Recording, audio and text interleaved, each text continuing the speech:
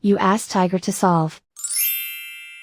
This deals with linear equations with one unknown. The final result is x equals 1/6. Let's solve it step by step. Group all x terms on the left side of the equation. Subtract 24x from both sides. Group like terms. Simplify the arithmetic. Group like terms.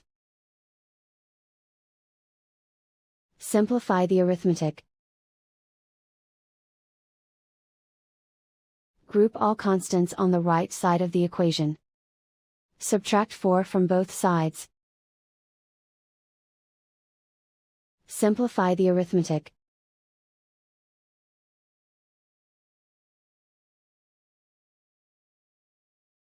Isolate the x.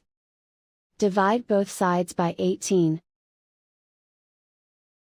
Simplify the fraction.